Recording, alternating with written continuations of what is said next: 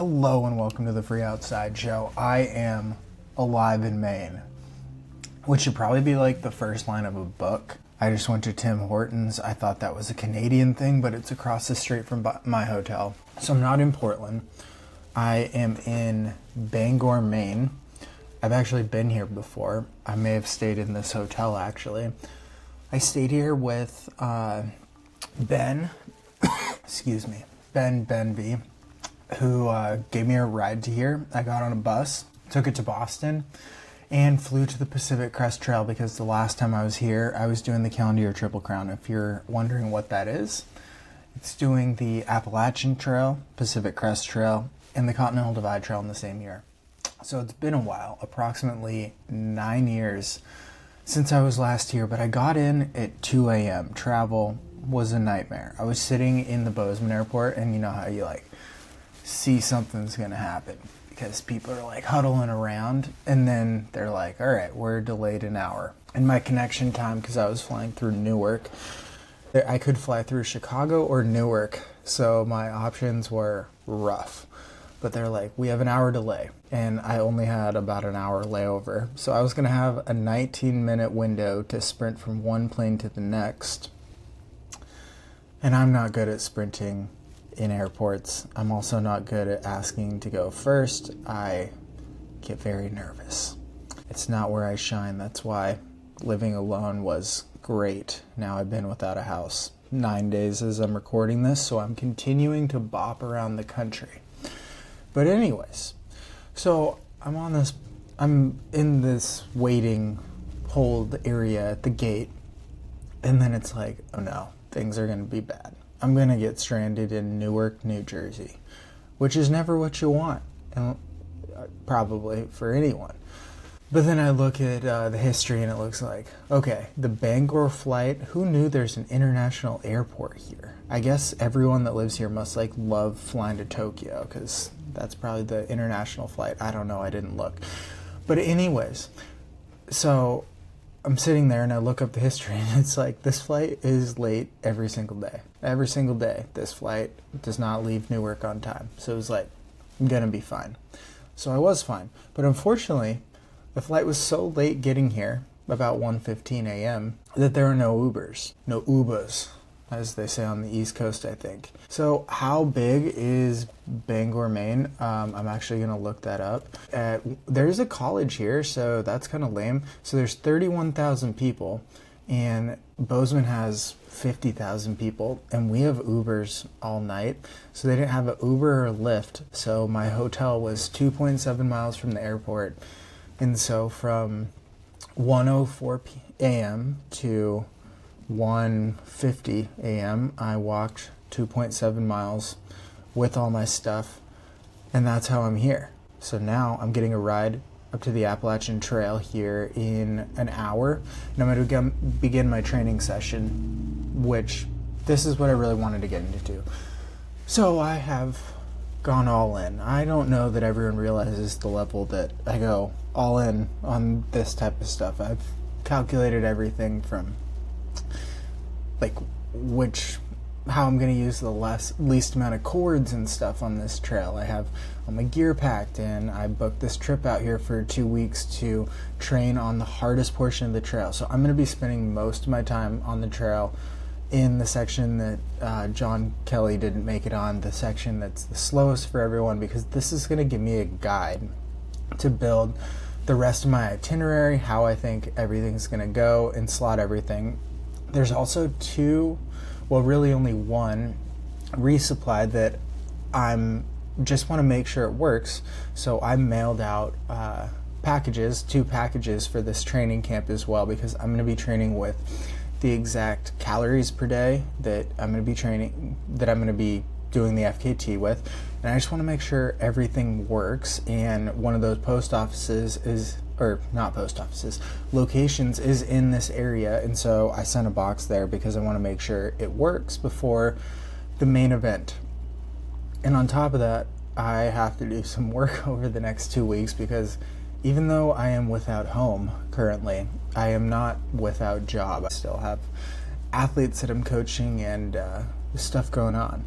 It's like podcasting for you guys. So I have my computer. I'm recording this podcast from the Bangor, I don't even know where I stayed, Quality Inn maybe. And so that is my plan. How I like to train and how I like to coach is with this. I like to think of specificity as extremely broad. So which is a kind of a weird term, but it covers a lot of different things. So specificity, it covers my nutrition, and I want to get extremely specific in training by testing that out on a daily spectrum, because in ultra everyone talks about carbs an hour, but in a 40 plus day endurance event where I'm trying to be the fastest one to do it, it's a little bit different. I have everything calculated and thought up on a daily schedule. So basically I want to know how much I need to eat per day. And so I have about 7,000 calories. I need to check the spreadsheet. Sorry, I'm really tired. I only slept for like 4.5 hours, which is poor. So I have 7,000 calories that I'm going to consume a day. 1,000 of those are in a drink mix in the morning, and 1,000 are in a pretty dense bar, and then the rest are in various nuts, snacks, bars, that type of thing. And so I just want to make sure this style works, this number of calories works, and how their package works, because I would say for 7,000 calories, they're packaged in maybe 600 to 800 calorie packages, which is going to cover 1 to 2 hours. And I'm thinking that I'm going to eat out of my pocket. Like basically I'll have a snack in my pocket over 2 hours and eat it slowly, and then the next one is reachable so that I can pull it out. But I just want to make sure that all these little intricacies work, that I like it. I'm also going to be practicing with the exact pack, gear, sleeping bag, sleeping pad, tarp, and we'll get into all that stuff on future podcasts on like how I'm doing this to try to be as light as possible. But the goal is to probably 15 pounds or so would be kind of maxed out, but we'll see. So that's the strategy. I'm going to be training out here. I also brought a heart rate monitor because I want to really make sure I pair effort level, what it feels like it is, to actual body patterns and biomechanics, and I just want to see how my body reacts over long days in the mountains so that I best know how to treat this when it's actually going on, because this being the hardest section, I want to respect it and just know enough throughout the section so that I don't cook myself. I just need to be really smart with this section, and that's the point of being out here. I have to work, but there's no reason to be anywhere else because I don't have a home. So I have my computer, I have a couple tools just to make sure that I'm being smart with this FKT, and then I'm going to go back to Montana for about 10 days and use everything from what calories worked, what I didn't like, what gear I need to figure out or change, and then effort level plan. And that's when I can finally map out how many miles each day I think can be through that area, just so that I nail resupply. It's not like I want to be tied to how many miles I have to cover each day, but I got to make sure that the post offices that I'm resupplying at, I hit on days and hours that they're open.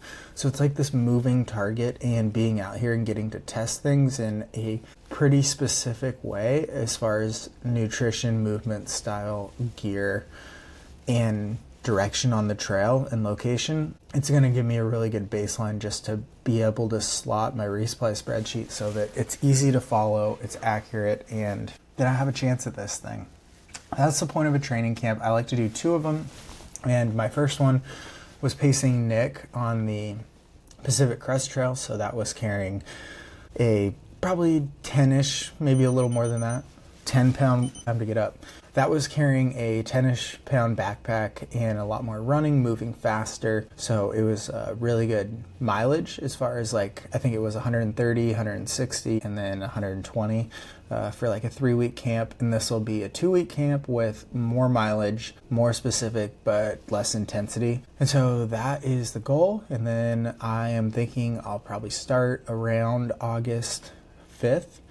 And give the Appalachian Trail a run for its money. And by the end of this camp, I should have a really good idea on how I want to go after things, how I want to structure them, what a realistic number is. I've had a few people ask me like, oh, what's your goal? And it's like, I don't know for sure. It would just be a guess without good information until I spend some time here in Maine and the White Mountains, which are undoubtedly the hardest part of the trail and will be the first part of the trail for myself. So I'm getting a ride up to Monson here in an hour, and then it's going to be go time. So most of the gear I'm bringing, I got from Garage Grown Gear, marketplace for small businesses, really good stuff. Everything from sleeping pads to tents to backpacking food. My good friend Luke Pearsall, his company Trail Goods Co. has meals on there, so encourage you to check out Garage Grown Gear. This episode's also sponsored by CS Coffee, csinstant.coffee, and John G. You may notice I am very dressed up and look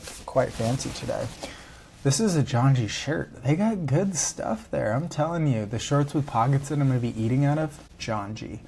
The sun hoodies, John G. This collared shirt, John G. The visor I'm going to wear, John G. So yeah, check them out. Use code FREEOUTSIDE. I think you get, I'm not sure what percent, but you get 1% off. I'm positive. Just let me know. All right. This is a short episode, but I'm pretty tired, and I got Tim Hortons, I thought Tim Hortons was only on the other side of the border. But I gotta eat that. I gotta pack my pack. I gotta use the facilities here in the bathroom. And then I'll be on the Appalachian Trail. That's pretty crazy. Life's pretty crazy, you know? A week ago, I had a home, Bangor, Maine. You never know where you're going to end up. Embrace the ride, or at least acknowledge it, because then you know what's happening to you. All right, there are a couple episodes I recorded ahead of time, hopefully coming out over the next couple weeks, and then we'll go from there. Got some good stuff planned, but really waiting for some people and brands that said they would support things to come through, because I've put trust in people and been let down before. So we will see what happens. One company said they would support this about 8 months ago, just some light support, and then sent me a list of ads that I would have to do for the support. So, and by ads I mean like like product placement, influencer ads on Instagram and stuff. And so we'll see. I guess sometimes what you think the proposal is and what it actually is might not be aligned, but it's not a big deal. I've put so much time, effort, and money into this attempt. Doesn't matter if no one supports it, but if you want to, patreon.com/freeoutside. All right, from the family and brand of Free Outside and Trail TMZ, I'm your hostess with the mostest, Jeffrey Garmeyer. Thank you so much for following, and until next time, stay elite, my friends.